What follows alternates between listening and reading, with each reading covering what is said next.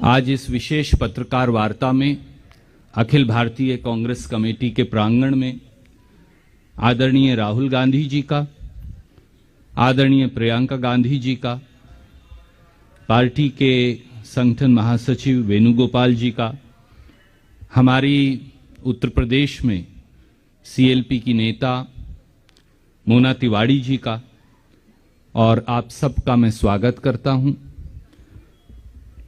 देश में नौजवानों की, उत्तर प्रदेश में नौजवानों की वास्तु स्थिति को लेकर अगर कोई संघर्ष कर रहा है तो प्रियंका जी के नेतृत्व में कांग्रेस पार्टी उत्तर प्रदेश में वो संघर्ष कर रही है। देश में राहुल गांधी जी वो संघर्ष कर रहे हैं और आज एक विशेष दस्तावेज जो इतिहास के पन्नों में अंकित होगा वो लेकर हम आपके बीच में उपस्थित हैं। पर उससे पहले मैं अनुरोध करूंगा, एक छोटा सा इस पूरी हालात को लेकर एक सॉन्ग है, पहले हम वो आपको दिखाएंगे, उसके बाद दस्तावेज का अनावरण होगा और फिर हम अपनी बात रखेंगे। एक राहुल जी और प्रियंका जी को कि वो इस दस्तावेज का अनावरण करें।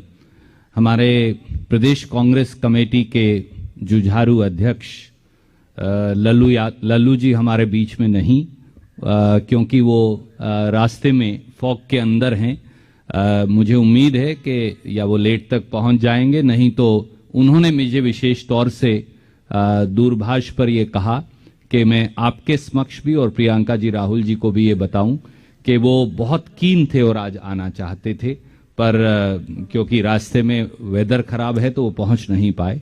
और बगैर किसी विलंब के मैं अनुरोध करूंगा कि अब इस दस्तावेज का अनावरण राहुल गांधी जी और प्रियंका गांधी जी करेंगे।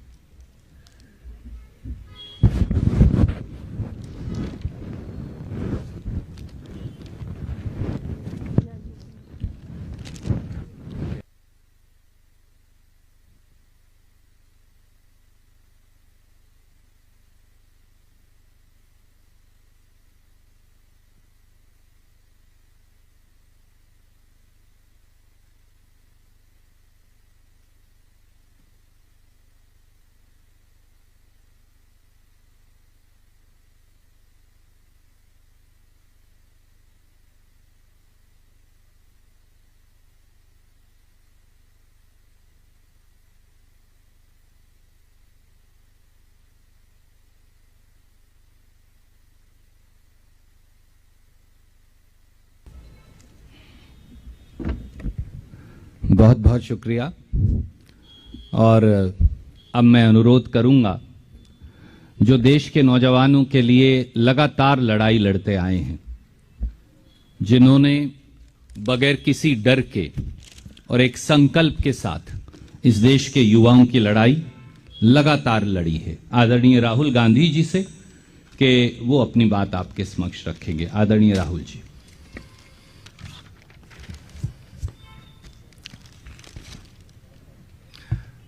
नमस्कार,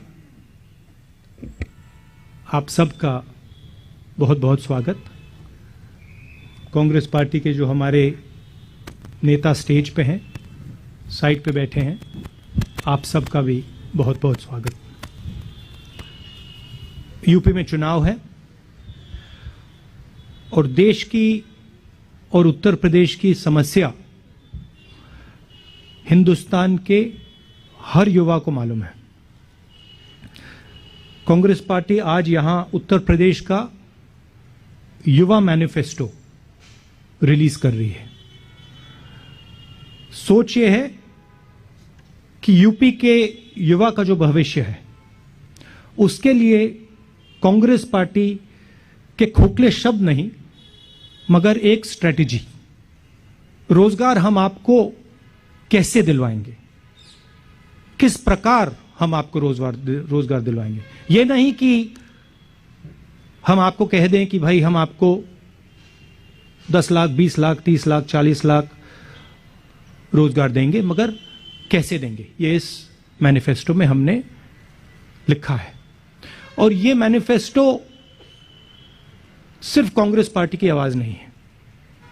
इस मैनिफेस्टो को बनाने के लिए कांग्रेस पार्टी ने यूपी के युवाओं से बात की है, मीटिंग्स की हैं और जो उनके विचार हैं वो हमने इस मैनिफेस्टो में डाले हैं। उत्तर प्रदेश में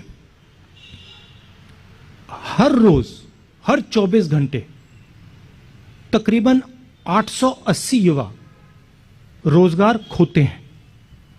बीजेपी के पिछले 5 सालों में तकरीबन 16 लाख युवाओं ने रोजगार खोया है। आपको याद होगा प्रधानमंत्री ने कहा कि हम आपको 2 करोड़ साल के रोजगार देंगे। सच्चाई पूरे देश को दिख रही है। क्यों हो रहा है? क्योंकि देश का पूरा धन 2-3 बड़े उद्योगपतियों के हाथ दिया जा रहा है। यूपी में चुनाव है और यूपी के युवाओं को एक नए विजन की जरूरत है और कांग्रेस पार्टी, सिर्फ कांग्रेस पार्टी उत्तर प्रदेश को यह विजन दे सकती है। हम नफरत नहीं फैलाते हैं, हम लोगों को जोड़ने का काम करते हैं और जो युवाओं में कॉन्फिडेंस है, जो युवाओं में शक्ति है, उस शक्ति के साथ हम एक नया उत्तर प्रदेश बनाना चाहते हैं। तो ये हमारा लक्ष्य है। मैं यूपी की टीम को, प्रियंका जी को, मोना जी को, लल्लू जी को और हमारे बाकी जो कार्यकर्ता हैं और जो नेता, उनको दिल से धन्यवाद करना चाहता हूं कि आप पूरे दम से लड़ाई लड़ रहे हैं, विचारधारा की लड़ाई लड़ रहे हैं और आप उत्तर प्रदेश की भविष्य की लड़ाई लड़ रहे हैं। धन्यवाद। बहुत बहुत शुक्रिया राहुल जी। मैं अनुरोध करूंगा प्रियंका जी से कि वो दृष्टि, वो सोच, वो रास्ता जो आपने गठित किया है उसकी चर्चा आपसे करेंगी। नमस्कार, आप सबका बहुत बहुत स्वागत। जैसे राहुल जी ने कहा, ये जो भर्ती विधान है, इसको बनाने के लिए हमारे नेताओं ने, हमारे कार्यकर्ताओं ने उत्तर प्रदेश के जिले में युवाओं से बात की, उनसे समझने की कोशिश की कि आपकी सबसे बड़ी समस्याएं क्या हैं, आपके दुख क्या हैं, किस तरह से हम आपके लिए एक उज्जवल भविष्य बना सकते हैं। उन्हीं चर्चाओं में से निकला हुआ जो सार था, जो मुद्दे थे, वो इस भर्ती विधान में है। इसे भर्ती विधान इसलिए कहलाया गया क्योंकि सबसे बड़ी समस्या भर्ती की ही है उत्तर प्रदेश में।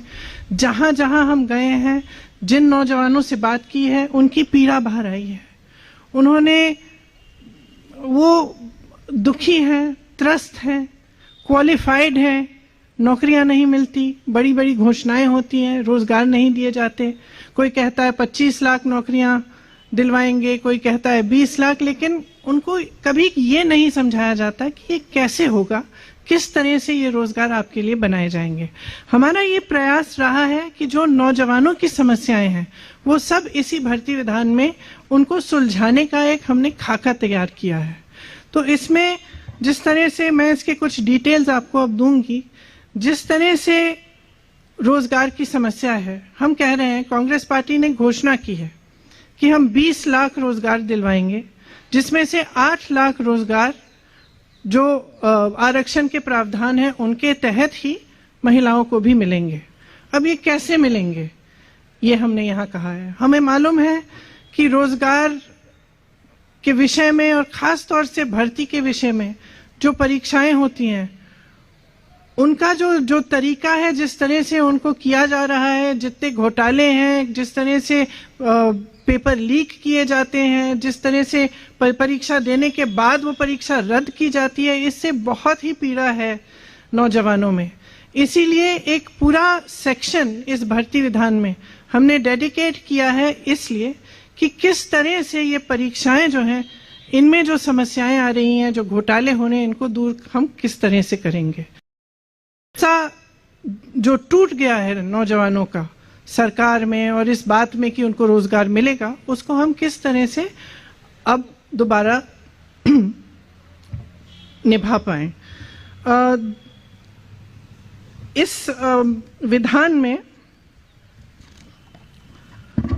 भविष्य निर्माण के लिए कि अगर कोई युवा अपना बिजनेस शुरू करना चाहता है, छोटा मोटा काम करना चाहता है, उसका कोई हुनर है, उसको कैसे हम बढ़ावा दें, उसको कैसे हम मदद करें, उसका समर्थन कैसे करें, वो भी इसमें एक अलग सेक्शन में है। एक और सेक्शन है भागीदारी। आपको मालूम होगा कि कुछ सालों से उत्तर प्रदेश के विश्वविद्यालय में चुनाव नहीं होते और पूरी तरह से जो भागीदारी है युवाओं की वो नहीं हो रही है। तो इन सब को बातों को एड्रेस करते हुए ये सेक्शन है। और एक आखिरी सेक्शन है जिसमें भलाई की बात की है, जिसमें हमने जो नौजवानों की स्वास्थ्य की समस्याएं हैं और जो रिक्रिएशन की समस्याएं हैं उनको हमने एड्रेस किया है। इनके कुछ डिटेल मैं आपको देना चाह रही हूं। उत्तर प्रदेश में 7 करोड़ युवाओं की आकांक्षाओं का ये दस्तावेज है। इसमें हमने जैसे कहा कि 20 लाख सरकारी नौकरियां आरक्षण प्रावधानों का पालन करते हुए हम दिलवाएंगे। इसमें प्राथमिक विद्यालयों में 1.5 लाख शिक्षकों की भर्ती है, जो खाली हैं, पद खाली हैं, उनको भरा जाएगा। माध्यमिक में 38,000 शिक्षकों के पद खाली हैं, उनको भरा जाएगा। उच्च शिक्षा में 8,000 शिक्षकों के पद खाली हैं, इन्हें भरा जाएगा। डॉक्टरों के 6,000 पद खाली हैं, इनको भरा जाएगा। पुलिस विभाग में 1 लाख पद रिक्त हैं, इन्हें भी भरा जाएगा। 20,000 आंगनवाड़ी कार्यकर्ताओं को और 27,000 आंगनवाड़ी सहायिकाओं को भी यहाँ पे नियुक्त हो सकती हैं, इनके भी पद खाली हैं जो हम भरेंगे। संस्कृत विद्या 2,000 शिक्षकों की भर्ती कराई जाएगी। रुकी हुई जो भर्तियां हैं 32,000 फिजिकल एजुकेशन की जो शिक्षक हैं उनकी भर्ती, 4,000 उर्दू के शिक्षक, 12,460 शिक्षक भर्ती जो पूरी नहीं की गई हैं, इन्हें पूरा किया जाएगा। इसके साथ साथ जो 1 प्रोडक्ट 1 डिस्ट्रिक्ट की पॉलिसी है उसको रिलैक्स करके जहां जहां हुनर है, जहां जहां 100 से ज़्यादा एक ही इंडस्ट्री की यूनिट्स हैं, वहाँ पे उसे एक क्लस्टर डिक्लेयर किया जाएगा जिसमें पूरी सुविधाएं और जितने भी साधन संसाधन हैं वो दिए जाएंगे ताकि उनका बढ़ावा हो। इसमें खास तौर से हम युवाओं पे फोकस करेंगे। भर्ती प्रक्रिया में जो भरोसा टूटा है नौजवानों का, उसको एक बार फिर जागरूक करने के लिए जो प्रतियोगी परीक्षाएं हैं उनके फॉर्म भरने की जो फीस है वो कहीं भी नहीं लगेंगे, तो फीस पूरी तरह से माफ होंगी। परीक्षा देने के लिए जब बस ट्रेन से यात्रा करनी पड़ेगी वो भी मुफ्त होगी। एक जॉब कैलेंडर बनाया जाएगा, ये बहुत महत्वपूर्ण चीज़ है क्योंकि जो जैसे मैंने कहा एक बहुत बड़ी समस्या है कि जब परीक्षाएं देते हैं तो साल भर के लिए रिजल्ट नहीं आता, उसका कट ऑफ चेंज हो जाता है परीक्षा देने के बाद, या फिर पेपर लीक होता है तो पूरी परीक्षा ही रद्द कर दी जाती है। तो इन समस्याओं को सुलझाने के लिए एक जॉब कैलेंडर बनाया जाएगा जिसमें परीक्षा की तारीख, इंटरव्यू की तारीख, रिजल्ट की तारीख, नियुक्ति की तारीख पहले से दर्ज की जाएगी। इसका कड़ाई से पालन करवाएंगे और इसके उल्लंघन पर जुर्माना किया जाएगा। पेपर लीक को रोका जाएगा, क्यों किस तरह से सरकारी जगहों पर पेपर की छपाई होगी, लीक की स्थिति में कड़ी सजा होगी। तो इसके अलावा भी बहुत ऐसे हमने मुद्दे इस विधान में लिखवाए हैं और हम उनको पूरा करेंगे। जिस तरह से आज जो पेपरों में इतना घोटाला हो रहा है परीक्षाओं में, इसको बंद करने के लिए हम पूरी तरह से अपना प्रयास करेंगे। जो आरक्षण का घोटाला है, जो 69,000 शिक्षक भर्ती का है, उस तरह के घोटालों को रोकने के लिए, आरक्षण को सही से लागू कराने के लिए हर भर्ती के लिए सामाजिक न्याय पर्यवेक्षक और नियमों की अनदेखी पर कड़ी सजा होगी। भविष्य के निर्माण के लिए अच्छी शिक्षा बहुत ही जरूरी होती है। आपको शायद मालूम होगा कि उत्तर प्रदेश सरकार ने शिक्षा की जो बजट है वो कम की है, हम चाहते हैं कि उसको बढ़ाया जाए और अगर हमारी सरकार आएगी तो उसे बढ़ाया जाएगा। ये अच्छे रोजगार के लिए, एक मजबूत भविष्य के लिए एक पहली सीढ़ी है। इसीलिए जो विश्वविद्यालय हैं और कॉलेज हैं उन सब में libraries, free wifi, lab, hostel, mess, इन सब सुविधाओं को अपग्रेड किया जाएगा। विश्वविद्यालयों और कॉलेज में रोजगार से सीधी जुड़ी प्लेसमेंट सेल होगी जो एडवांस में होगी। इसी तरह से जब हमने भागीदारी की बात की तो लोकतंत्र की बहाली और एक इंक्लूसिव प्रक्रिया कराने के लिए सभी कॉलेज और विश्वविद्यालय में छात्रावास चुनाव की बहाली होगी। दलित, ओबीसी, आदिवासी और ईडब्ल्यूएस के लिए प्री और पोस्ट मैट्रिक स्कॉलरशिप समय पर मिले, इसके लिए हमारा पूरा प्रयास होगा। उनका दायरा भी बढ़ाया जाएगा और राशि भी बढ़ाई जाने की हम पूरा प्रयास करेंगे। इस सुविधा के लिए एक सिंगल विंडो स्कॉलरशिप पोर्टल खोला जाएगा जिसके तहत अप्लाई करना भी आसान होगा और स्कॉलरशिप की में ट्रांसपेरेंसी भी आएगी। सफाई कर्मियों के परिवार के युवाओं को एक प्रशिक्षण के लिए और रोजगार के लिए नए अवसर निकाले जाएंगे। अति पिछड़े समूह और नदी पर निर्भर वर्गों, खासतौर से निषादों, मल्लाहों, इन वर्गों के लिए मत्स्य पालन, नौका व्यवसाय, वाटर स्पोर्ट्स के संबंधित व्यवसायों के लिए विश्व स्तरीय संस्थान बनाई जाएगी। ये क्योंकि जब हम उनसे मिले तो उन्होंने हमको बताया कि जैसे क्रूज शिप्स आ रही हैं, बहुत आधुनिक टाइप्स की जो नदियों पे जो व्यापार हो रहे हैं उनमें उनकी भागीदारी एकदम खत्म हो गई है, वो कर नहीं पा रहे हैं। तो हमने सोचा कि एक ऐसी संस्थान जिनमें उनको पूरी प्रशिक्षण मिले, उनको इसकी ट्रेनिंग मिले कि किस तरह से वो खुद इन व्यापारों में शामिल हो पाए, इसलिए हमने ये सोचा है। अति पिछड़े समूह को व्यवसाय शुरू करने के लिए 1% की ब्याज पर 5 लाख तक का ऋण मिलेगा। इसके साथ साथ ये कुछ अहम मुद्दे हैं, पूरा डिटेल तो आपको विधान में ही मिलेगा। इसके साथ साथ जो नौजवानों की मानसिक भलाई है और शारीरिक खुशहाली है उसके लिए हम कुछ करना चाहते हैं। उत्तर प्रदेश में शायद आपको मालूम नहीं होगा लेकिन नशीले पदार्थों का इस्तेमाल युवकों में बहुत ज़्यादा बढ़ गया है। उसके समाधान के लिए, उनकी मदद के लिए हम एक ऐसा संस्थान बनाना चाहते हैं जो इसका सेंटर लखनऊ में होगा, जो पूरी तरह से काउंसलिंग, ड्रग एडिक्शन के लिए ये सारी काउंसलिंग का काम करेंगे और उनके 4 हब होंगे अलग अलग जगहों में जहां से काउंसलिंग के कैंप्स और ड्रग एडिक्शन के लिए उनसे नौजवानों को काउंसलिंग के लिए वहां पे कैंप्स लगाए जाएंगे। हम एक बड़ा यूथ फेस्टिवल कराना चाहते हैं प्रदेश में हर साल, जिसमें प्रदेश के जो लोकल हुनर हैं, जो लोकल कल्चरल और ट्रेडिशनल सांस्कृतिक चीजें हैं और इसमें जो युवाओं की पसंद की चीजें हैं वो भी हम शामिल करें। ये एक बहुत बड़ा फेस्टिवल होगा। और क्रिकेट के लिए एक विश्व स्तरीय एकेडमी खुलवाना चाहते हैं।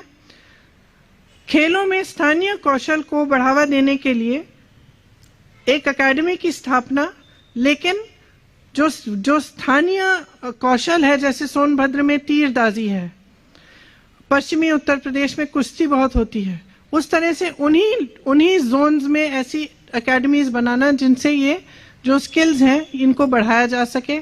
और जैसे जो हमने निषादों के लिए और नदी के आसपास रहने वाली कम्युनिटीज के लिए हमने कहा है, उनके लिए भी, क्योंकि वो पहले से ही उनका एक बहुत हुनर होता है तैरने में, डाइविंग में, तो उनको क्यों ना ओलंपिक लेवल तक डेवलप कराने के लिए एक एकेडमी बनी जाए जहां से वो उन्हीं स्पोर्ट्स में जिनमें पहले से वो सक्षम है उनको डेवलप करके वो ओलंपिक स्तर पर उनका कंपटीशन या उनको कॉम्पिटिटिव बनाया जा सके।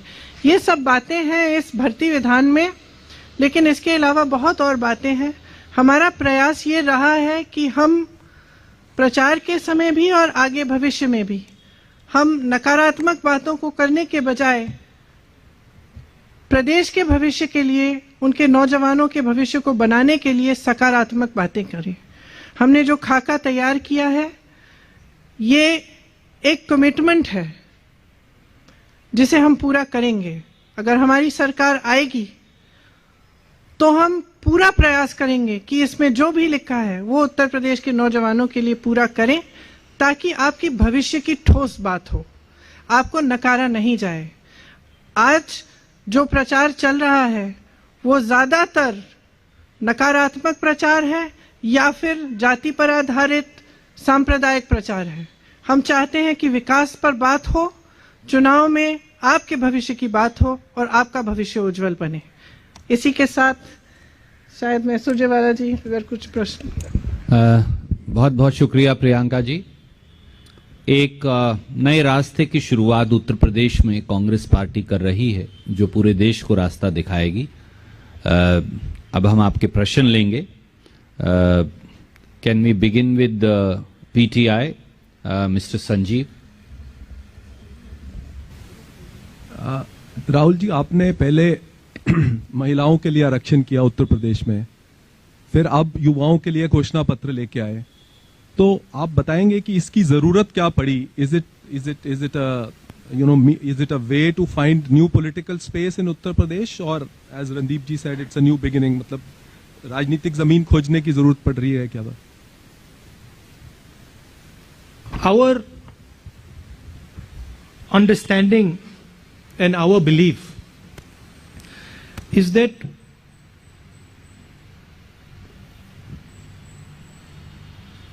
India requires a new vision. The vision that was proposed by the BJP in 2014 has completely failed. It's a disaster. And it is turning our demographic dividend into a demographic disaster. So India requires a new vision going forward. And this is something that most youngsters would accept. Even people in the BJP, if you ask them, they will also say that something has gone very wrong. The vision that was committed has failed. Now, if you look at India and you want to propose a new vision to India, you have to start in Uttar Pradesh.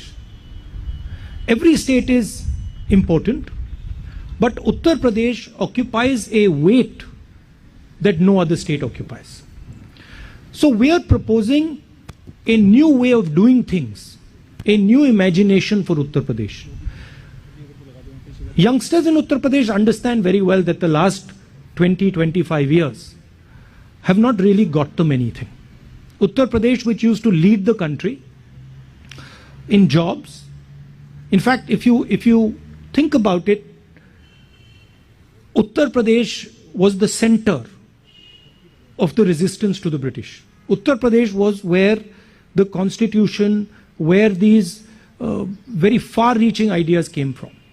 And so it is a step towards providing a vision for the country, and we understand that this has to begin in Uttar Pradesh. Hindi में बोल दो। देखिए, हिंदुस्तान को जो नरेंद्र मोदी ने vision दिया था 2014 में, वो विजन फेल हो गया है। जो हिंदुस्तान की सबसे बड़ी स्ट्रेंथ है हमारे युवा, जिसको डेमोग्राफिक डिविडेंड कहते हैं। पूरी दुनिया में लोग कहते हैं कि देखिए हिंदुस्तान के पास डेमोग्राफिक डिविडेंड है, उसको नरेंद्र मोदी जी बीजेपी ने डेमोग्राफिक डिजास्टर में कन्वर्ट कर दिया है। हिंदुस्तान को एक नए दृष्टिकोण की, एक नई विजन की जरूरत है। हिंदुस्तान को विजन कांग्रेस पार्टी ही दे सकती है, छोटी छोटी पार्टियां नहीं दे सकती। और बीजेपी का जो विजन है वो देश का विजन नहीं है, वो पूरे देश को दिख रहा है। अगर आप कहें कि भाई हम आपको विजन देना चाहते हैं और फिर आपने 40 साल में सबसे ज्यादा बेरोजगारी पैदा कर दी, तो देश का विजन नहीं हो सकता है। तो हम इस बात को एक्सेप्ट करते हैं कि हिंदुस्तान को एक नए दृष्टिकोण, एक नए विजन की जरूरत है, और शुरुआत उत्तर प्रदेश से होती है। और अगर उत्तर प्रदेश को एक नया विजन नहीं दिया गया तो हिंदुस्तान को एक नया विजन नहीं दिया जा सकता है। इसीलिए हमने पूरी कोशिश की है कि हम उत्तर प्रदेश के युवाओं को एक नया रास्ता, एक नई स्ट्रैटेजी दें। यह हमारा लक्ष्य है। धन्यवाद। Thank you, sir. Can we go to ANI, Mr. Siddharth?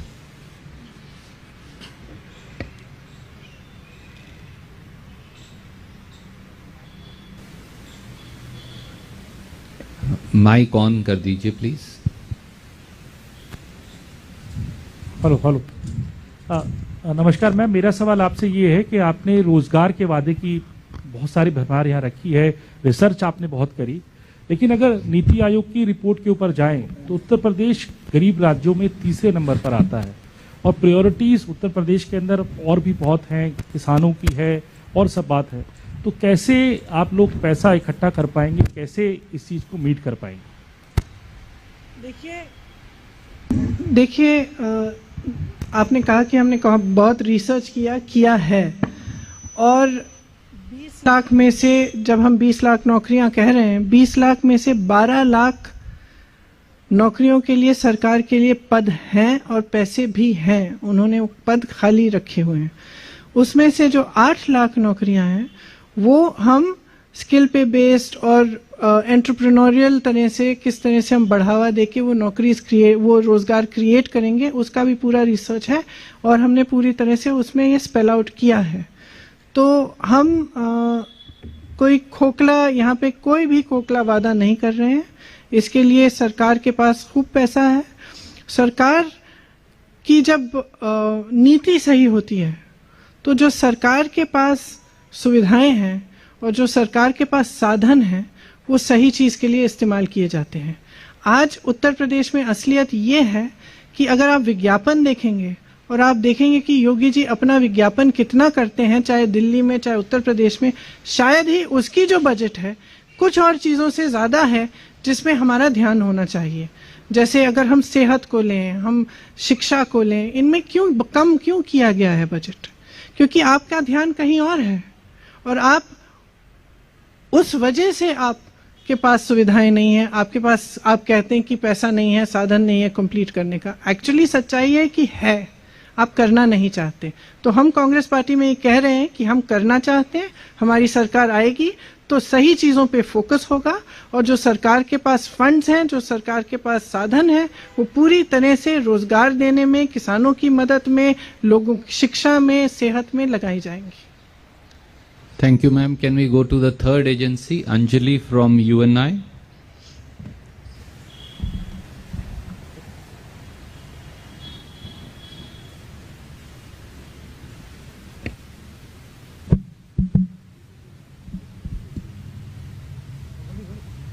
Here from UNI, can you hear?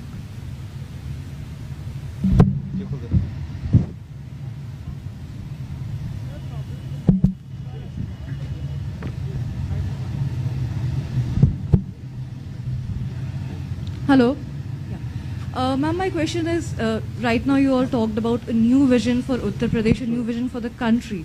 The kind of situation that is arising in the polls, everyone is looking at Uttar Pradesh with very keen interest what is going to happen, because somewhere everyone is expecting it will also show us what will happen in the next Lok Sabha elections.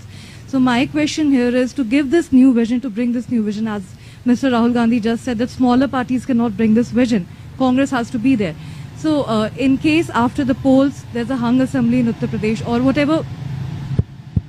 Can you speak a little louder? Yeah. Sorry, because of the traffic, the noise. Yeah. My question is that in a post-poll scenario, would you look at tying up with other opposition parties if there's an opportunity, so that this vision that you're talking about can be brought into reality? If such circumstances arise, and in the event that they do, we would be open to considering that.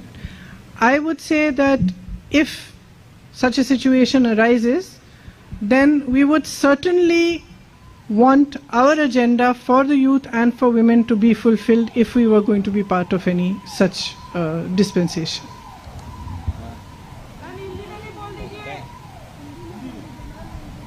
ठीक है। नहीं, आपने पूछा कि हम चुनाव के बाद अगर किसी अन्य पार्टियों को समर्थन देकर सरकार में शामिल होना चाहेंगे, तो मेरा जवाब ये है कि जब ऐसी परिस्थितियां आएंगी तब ये तय किया जाएगा। लेकिन अगर ऐसी परिस्थिति आई भी और हम किसी गठबंधन की सरकार में शामिल हों या कुछ ऐसा हम सपोर्ट दें, तो हम चाहेंगे कि जो हमने एजेंडा महिलाओं के लिए और युवाओं के लिए यहाँ पे हमने जो आप सबको बताया है, जो हमारा एजेंडा है, वो हम पूरा कराएंगे। तो हम चाहेंगे कि वो एजेंडा पूरा हो, और वो एक कंडीशन शायद होगा हमारा, खास तौर से महिलाओं वाला। Thank you ma'am. Can we go to Dainik Jagran, mister Sanjay Mishra. Priyanka ji, Uttar Pradesh में नौकरी पाना वाकई इस समय बहुत मुश्किल है, खास करके कई बार पेपर लीक हो जाते हैं, परीक्षा रद्द हो जाती है। आपने बताया कि अभी विधान लॉन्च किया है, तो क्या आप लोगों ने ये पहले किसी कांग्रेस शासित राज्य में प्रयोग करना मुनासिब नहीं समझा, ताकि एक और आप यूपी को दिखा सकते थे कि हम एक करके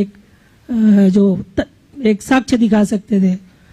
दूसरा सवाल इसी से आप ही से जुड़ा है। आपने, राहुल जी ने कहा कि यूपी एक नई दृष्टि देगी और नया आयाम लेंगे, तो क्या प्रियंका जी, नया आयाम देने के लिए नेतृत्व भी नया होना चाहिए?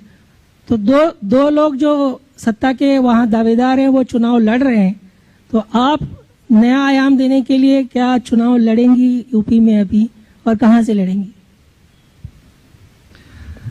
अगर ये तय होगा और जब तय होगा तो आपको पता चल जाएगा। अभी तक ये हमने तय नहीं किया है। आपने जो कांग्रेस के प्रदेशों में के बारे में आपने जो मुद्दा उठाया, अगर आप कांग्रेस के प्रदेश के रिकॉर्ड देखेंगे तो आप उत्तर प्रदेश से कहीं बेहतर हैं रोजगार में, और ये प्रयास किए गए हैं कांग्रेस के प्रदेशों में। और कई ऐसी चीज़ें हैं जो हमने भी अपने विधान में, चाहे वो युवा विधान हो, भर्ती विधान हो, चाहे वो शक्ति विधान हो महिलाओं के लिए, कई ऐसी चीज़ें हैं जिनकी प्रेरणा हमारे अपने प्रदेशों से आई है। तो हमने प्रयास किए हैं, इसीलिए हम ठोस तरह से कह सकते हैं कि हम ये उत्तर प्रदेश में लागू कर पाएंगे। और इसके अलावा जो यूपीए की सरकारें नहीं हैं, इनका जो रोजगार का रिकॉर्ड है वो कहीं बेहतर था ये भाजपा की सरकार से। तो हम अनुभव, जो हमारी पार्टी में अनुभव है, उसको ही लेकर हम आगे बढ़ रहे हैं, और उन्हीं से हम प्रेरणा लेकर हमने ये विधान बनाए हैं। Thank you ma'am. Can I just say something? Yes sir. देखिए, रोजगार की बात पर, रोजगार कहां से पैदा होता है, कैसे बनता है? दो एरियाज होते हैं। एक होता है सरकारी नौकरियां, दूसरा होता है प्राइवेट सेक्टर। सरकारी नौकरियों के बारे में आप किसी भी कांग्रेस के स्टेट को देख लीजिए, और जनरली आपको दिखेगा कि हम ज्यादा से ज्यादा नौकरियां कमिट करते हैं और दिलवाते हैं। और दूसरी बात, जो प्राइवेट की बात हुई, रोजगार स्मॉल और मीडियम बिजनेसेस से आता है, रोजगार बड़े बड़े बिजनेसेस से कम आता है। बीजेपी की स्ट्रेटेजी, और आप ये किसी भी दुकानदार से पूछ लीजिए, किसी भी ज्वेलर से पूछ लीजिए, किसी भी छोटे व्यापारी से पूछ लीजिए, बीजेपी की स्ट्रेटेजी छोटे व्यापारी को खत्म करने की है। डिमोनेटाइजेशन, गलत जीएसटी, कोरोना के समय उनके सब एक्शंस, मजदूरों के साथ उन्होंने जो कोरोना में किया, इन सब एक्शंस का लक्ष्य स्मॉल एंड मीडियम बिजनेस की रीढ़ की हड्डी को तोड़ने का है, और हिंदुस्तान को 5-10 मोनोपोलिस्ट के हवाले कर देने का है। कांग्रेस पार्टी ये नहीं करती है। कांग्रेस पार्टी बैलेंस करके आगे बढ़ती है। हम छोटे व्यापारियों को, स्मॉल मीडियम बिजनेसेस की रक्षा करते हैं, उनके लिए इंसेंटिव्स क्रिएट करते हैं और उनसे रोजगार पैदा करते हैं, और जो लार्ज बिजनेसेस हैं उनकी भी हम मदद करते हैं। अब मैं यूपी का आपको उदाहरण देना चाहता हूं जो इनके मैनिफेस्टो में है। यहां पे अलग अलग क्लस्टर्स हैं, आगरा, मिर्जापुर में कालीन, मुरादाबाद में ब्रास वर्क्स, कांच का फिरोजाबाद में, लखनऊ में आम, ये क्लस्टर्स हैं। ये उत्तर प्रदेश का धन है। आम को प्रोसेस करने के लिए बीजेपी की सरकार ने क्या किया? जीरो। ब्रासवेयर को डेवलप करने के लिए बीजेपी की सरकार ने क्या किया? जीरो। ये सब क्लस्टर्स को आप देख लीजिए, ये यूपी की शक्ति है। हम इन क्लस्टर्स को अनलॉक करना चाहते हैं। हम इन क्लस्टर्स में जो छोटे व्यापारी हैं, स्मॉल मीडियम इंडस्ट्री है, उनकी मदद करना चाहते हैं, और इन क्लस्टर्स के थ्रू हम यूपी को रोजगार दिलवाना चाहते हैं। बीजेपी यह काम कर नहीं सकती है और करना नहीं चाहती। बीजेपी 2-3 उद्योगपतियों को बड़े बड़े कॉन्ट्रैक्ट्स पकड़ाना चाहती है, यह फर्क है। तो आपने कहा कि हमारे स्टेट्स से हमने कौन से उदाहरण लिए हैं।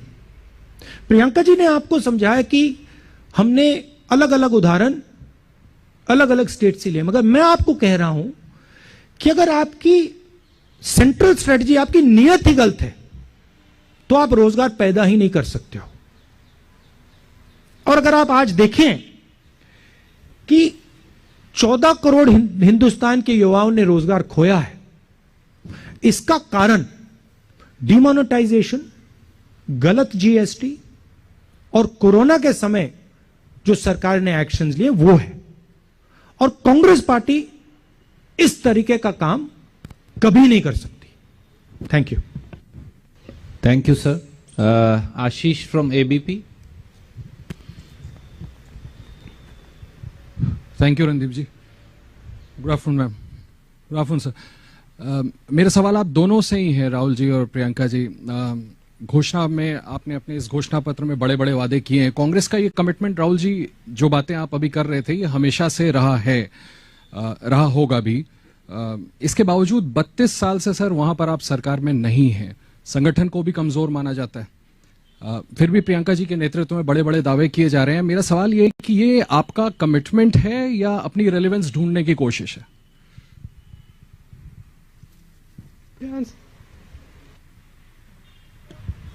कांग्रेस पार्टी का आप रिकॉर्ड देखिए, किसी भी स्टेट में देखिए, नेशनल लेवल पे देखिए, जो यूपीए के समय इकोनॉमी की हालत थी, जो रोजगार की सिचुएशन थी, उसको आप कंपेयर कीजिए। एनडीए बीजेपी की सरकार से आप कंपेयर कीजिए। जो कांग्रेस पार्टी ने उत्तर प्रदेश के लिए किया था उसको आप स्टडी कीजिए। जब हम दिल्ली में थे तब जो हमने उत्तर प्रदेश के लिए किया था उसको आप स्टडी कीजिए। तो हम यूपी को एक रास्ता दिखा रहे हैं। यूपी से हम एक प्रकार से बातचीत, यूपी के युवाओं के साथ हम बातचीत करके मिलकर एक विजन बना रहे हैं। ये हमारा कमिटमेंट भी है और ये इससे हमें रेलेवेंस भी मिलेगी और मिलती है। Thank you, sir. Priyanka ji has told me that we need to go back to more women journalists, so I'm going to go to Vijay Lakshmi. She is sitting right at the back and has been raising her hand.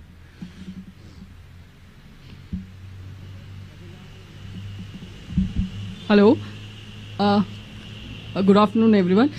मैं यही जानना चाह रही थी ma'am, आपने जवाब दिया जब आपसे पूछा कि क्या आप चेहरा होंगी या आप मुखर तरीके से आगे होंगी, लेकिन आपने अभी तक कोई क्लियर कट जवाब दिया नहीं। आप हमेशा कहती हैं जब टाइम आएगा तो बताएंगे।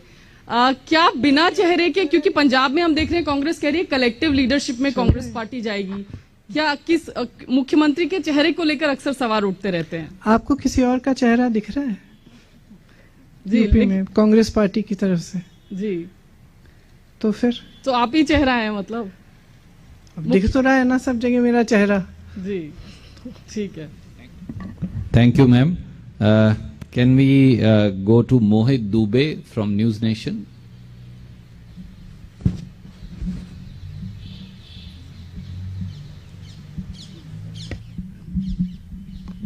हेलो, मेरा सवाल ये है कि जो चुनावी पंडित हैं, खासतौर पे उत्तर प्रदेश के भीतर हम देख रहे हैं कि जाति और धर्म पर पूरी जो राजनीति है भारतीय जनता पार्टी की या दूसरे जो दल हैं वो केंद्रित होती हुई दिखाई दे रही है। भारतीय जनता पार्टी चाहे कांग्रेस हो या दूसरे आपके दल हो, उन पर लगातार ध्रुवीकरण का आरोप लगाती रही है। इसमें एक ताजा एग्जाम्पल तौकीर रजा का बयान है, विवादित बयान है उनका। तो ऐसे ध्रुवीकरण होती राजनीति में कांग्रेस अपना रास्ता कैसे बनाएगी, अपने आप को कैसे इस चुनावी समर में पार लगाएगी? मैं बार बार कह रही हूं कि हमारी विचारधारा अलग है और हमारी विचारधारा ये है कि हमें प्रगति के लिए, हमें भविष्य के लिए, हमें जनता को मजबूत बनाने के लिए क्या काम करना है इसकी बात करें। तो हम इस ध्रुवीकरण में शामिल नहीं हैं। अगर किसी ने कोई बयान दे दिया तो वो कांग्रेस पार्टी में तो है नहीं, अब वो जो मर्जी वो बयान देना चाहे वो देंगे, उसकी हम जिम्मेदारी हम नहीं ले सकते। लेकिन जहां तक चुनाव की बात है, जो आप कह रहे हैं कि जाति के आधार पर और सांप्रदाय के आधार पर ध्रुवीकरण है, मैं समझती हूँ कि इस देश के लिए बहुत ही ज्यादा जरूरी है कि जनता जागरूक बनना शुरू करे हो और जनता को समझना पड़ेगा कि जब तक वो जवाबदेही नहीं मांगेंगे, जब तक वो ये नहीं कहेंगे कि हमें ये राजनीति नहीं चाहिए, हमें अपने विकास की राजनीति चाहिए, हम जानना चाहते हैं कि आप हमारे यहाँ नल क्यों नहीं लगा रहे हैं, हमारे मोहल्ले में सड़क क्यों नहीं है, हमारे गांव में पाठशाला क्यों नहीं चल रहा है, हमारे बच्चों को रोजगार क्यों नहीं मिल रहा है, हमारी सेहत की क्या सुविधाएं हैं। जब तक आप जवाबदेही नहीं मांगेंगे तब तक कोई नेता जवाबदेह बनेगा नहीं। तो मैं बार बार ये कहती हूँ, जनता को जागरूक होना ही पड़ेगा। ये जो जातिवाद है और जो सांप्रदायिकता है, इससे आपका पेट नहीं भरने वाला।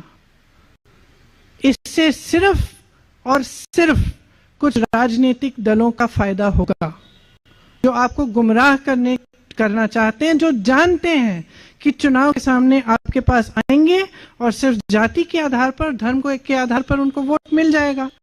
आप नेता हैं, आपको मालूम है कि 5 साल बाद आप उस मोहल्ले में जाएंगे, आपको तो वोट मिलना है, तो फिर आप उसका नल क्यों लगवाएंगे, उसकी सड़क क्यों बनवाएंगे, उसकी पाठशाला क्यों बनवाएंगे, उसके लिए कुछ करेंगे क्यों, जब आपको मालूम है, ये निश्चित है कि आपको वोट मिलने वाला है जाति के आधार पर या फिर धर्म के आधार पर। तो मैं कह रही हूं कि ये सब चीजें ठीक है, लेकिन जब चुनाव की बात होती है, जब सरकार बनाने की बात होती है, तब जवाबदेही मांगिए और विकास पर आधारित अपना वोट दीजिए। बार बार कह रही हूँ, यही हमारा पिच है, हम सब जगह जाकर यही बात कर रहे हैं और लोग सुनते भी हैं, मानते भी हैं कि ये सही बात है। अब बदलाव लाएंगे कि नहीं, ये तो जनता के हाथों में। Thank you ma'am. Can we go to news 18 UP, Ravi Sisodia?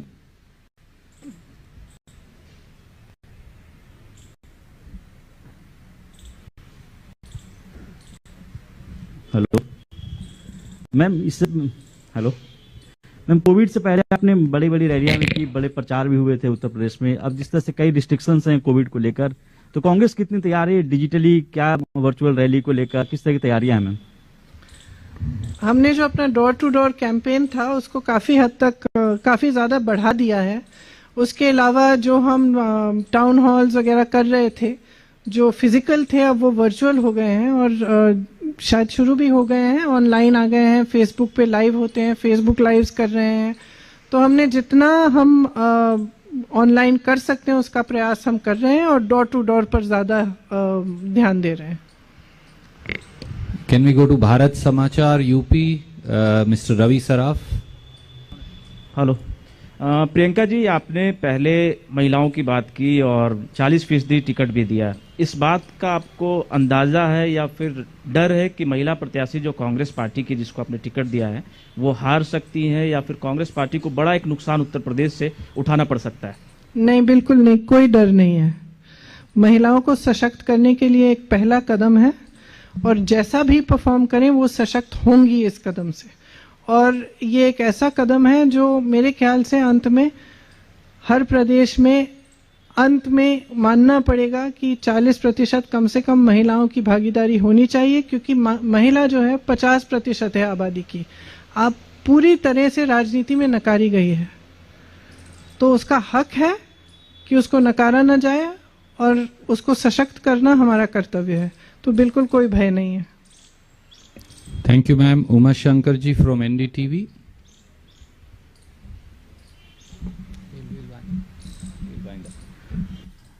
Priyanka, आप यूपी के जरिए, प्रियंका और राहुल आप दोनों यूपी के जरिए देश और प्रदेश बदलने की बात कर रहे हैं, लेकिन जो युवाओं को, खासतौर पे महिलाओं को जो तरजीह आपने यूपी में दिया है, बाकी के चुनावी राज्यों में वो तरजीह क्यों नहीं? खासतौर पे उत्तराखंड हो या पंजाब हो, वहाँ पे महिलाओं पे इस तरह का फोकस आपका क्यों नहीं है? मैं यूपी की प्रभारी हूँ। मैंने यहाँ पे एक पहल की है। ये एक ऐसा कदम है जो, और एक बहुत बड़ा निर्णय है, छोटी बात नहीं है। इसके लिए बहुत बदलाव की ज़रूरत है। तो ये एक पहल है देश के सबसे बड़े प्रदेश में। तो मैं समझती हूँ कि इन चीज़ों को, ऐसे परिवर्तन जो है इनमें समय लगता है और समय आने पर बाकी प्रदेशों में भी होगा, जैसे मैंने कहा। लेकिन हमने यहाँ पे पहल करने की कोशिश की है और मुझे लगता है कि काफ़ी हद तक एक सफल प्रयास भी रहा है। क्योंकि अगर आप देखें, जबकि महिलाओं की कोई बात ही नहीं हो रही थी, सबसे बड़ा फ्लैगशिप आपका जो प्रोग्राम था महिलाओं के लिए भाजपा सरकार का था कि एक गैस सिलेंडर दे दीजिए 1 साल में, और महिलाओं को हमने निपट लिया है। अब ये कोई भी राजनीतिक दल नहीं कह सकता। अब आपने देखा है कि क्योंकि हमने ये पहल की, चाहे समाजवादी पार्टी हो, चाहे भाजपा हो, चाहे मोदी जी की सिर्फ महिलाओं वाली जो रैलियां हैं, ये सब पहली बार हो रही हैं, पहली बार घोषणाएं कर रहे हैं महिलाओं के लिए। तो ये ऑलरेडी एक सफलता है और हमें पहचानना चाहिए कि एक बहुत बड़ा कदम है, सिर्फ राजनीतिक नहीं, एक सामाजिक कदम है। और इस कदम को लेने के बाद मेरे ख्याल से महिलाओं को इस देश में नकारा नहीं जा सकेगा। आप इस पे बोलना चाहे, क्योंकि उन्होंने तो कहा उत्तर प्रदेश की प्रभारी है। जनरली जो प्रियंका ने बोला सही है। ये एक कॉन्सेप्ट है, इसको हम टेस्ट कर रहे हैं। और नॉर्मली कांग्रेस पार्टी में हम ऊपर से अपने स्टेट्स को ऑर्डर नहीं देते हैं। अगर कोई आइडिया स्टेट से निकल के आता है तो हम उसको एक्सेप्ट करते हैं, पर जनरली हम ये कभी नहीं कहेंगे कि उत्तर प्रदेश में हमने ये किया है तो सब स्टेट्स को करना पड़ेगा। ये हमारा तरीका नहीं है। बहुत बहुत शुक्रिया। बहुत सारे साथियों के बहुत सारे सवाल और हैं, पर 1 घंटा के करीब हो गया और मुझे विश्वास है कि और अभी समय होगा जब हम और बहुत सारे सवाल लेंगे। जिन साथियों के सवाल रह गए मैं उनसे हाथ जोड़कर क्षमा प्रार्थी हूं। आप सब यहां आए, आपका बहुत बहुत धन्यवाद। राहुल जी, प्रियंका जी का भी बहुत बहुत धन्यवाद। Thank you.